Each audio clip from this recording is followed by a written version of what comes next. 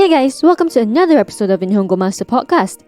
I'm your host Azra, and I'm back with another topic under our theme of life in Japan. The past few episodes have been a lot of nitty-gritties, but we're going to loosen up a bit for this one. From the title, you already know what you're getting into in the next few minutes. The 5 most underrated ways to have fun, like a local. As we've mentioned a couple of times throughout the season, traveling to Japan is drastically different from living in Japan. What is considered a fun, once-in-a-lifetime activity on your holiday isn't something you'd do week after week when you've settled down here. So just for a bit of sneak peek into the kind of life you can live in Japan, I've compiled this list. Make sure you have your pen and vocab books ready to jot down some useful new words. The first activity you can do to have fun like a local is a family-friendly one, having picnics at parks. Parks, or koen in Japanese, are everywhere in the country. You never have to walk so far from wherever you are for a patch of nature and a good stroll. Whenever it's sunny out, families and friends grab the opportunity to throw down a mat for a picnic. If you've tuned into Season 4 Episode 7, Sakura Spotting, you must already know about the tradition of hanami, which is cherry blossom viewing. When the cherry blossoms start blooming, everyone in Japan would try to snag the best spot under the cherry trees in the parks. But picnics in Japan aren't limited to just the spring season. It's all year round, even during winter, provided the sun's shining bright enough for a bit of warmth. Don't forget to pack or buy a bento, which is a packed lunchbox, when you do decide to have a picnic. This activity is one of the best cheap thrills you can have in Japan. Here's a quick vocab recap. Koen, park. Picnic, picnic.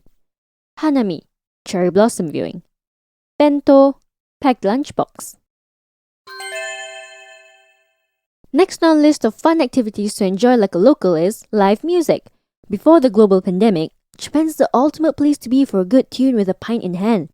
Walk into any local bar or izakaya, which is a Japanese-style bar, on a weekend night and your chances of being entertained by a live band are high. If you're a big ongaku, music, fan, then you're going to want to keep an eye on specific pubs that are known for showcasing a new talent every week. They're scattered everywhere in the big cities like Tokyo and Osaka. If you don't know where to start looking, keep your heads up and eyes sharp. Sometimes there are event or ibento in Japanese posters plastered on walls and lampposts on the streets. On top of the constant music concerts popping up here and there by international artists, summer is the biggest time for live music events. There might as well be one every weekend, located everywhere from a grungy basement to the middle of the mountains. This is something I personally miss about pre-COVID Japan life, the music events. Here's a quick vocab recap. Izakaya, Japanese-style bar. Ongaku, music. Ibento, event. By the way, if you haven't checked out our official website yet, why not give it a browse? At Nihongo Master, we offer efficient Japanese lessons that are quick, easy, and fun for Japanese language learners of all levels, from beginners to advanced. Our smart tools will assist you in areas where you need a little bit of a push and congratulate you on the ones you've aced. With a community of over 50,000 Japanese students, you're not alone on your learning journey. Make new friends and improve together with our point system, collecting points as you go along. Ask away any questions you have on our group discussion pages. There's sure to be others as well as our Japanese instructors that are quick to answer. You can also take Nihongo Master with you on the go and learn Japanese as you trot the globe. Practical, right? Moving on, we have our third activity you can enjoy like a local, and that's festivals. Translated to matsuri in Japanese, festivals happen almost every month in Japan, even though a cluster of them happen around summertime. There's everything from your local neighborhood festival to an all-out nationwide one. It's probably impossible to catch them all, because not only are they scattered throughout the island nation, but some of them also overlap in dates. So unless you can be in 2 places at once, you gotta pick. At matsuri, it's your best chance at munching on local snacks from a yatai or pop-up stalls and immersing in the Japanese culture by wearing traditional wear like a kimono. More often than not, festivals come with a huge parade. Streets are barricaded especially for the occasion, and people with festival floats, known as dashi in Japanese. They're also called yatai. Yep, pronounced just like the food stalls, depending on the region. But don't confuse a dashi with a mikoshi though. These are portable shrines that can be seen during a Shinto festival, carried on a group of people's shoulders and making rounds from shrine to shrine to pick up the gods. If you're confused which is which, people can sit on a dashi but not on a sacred mikoshi. But anyway, they're all very flashy and something uniquely Japan. Nothing beats a weekend packed with festival after festival, The atmosphere and spirit gets rid of all the fatigue from the week's work. Now for a quick vocab recap. Matsuri, festival. Yatai, pop-up stalls. Mikoshi, portable shrine. Dashi, festival float. Now, the fourth activity we have on our list is day trips.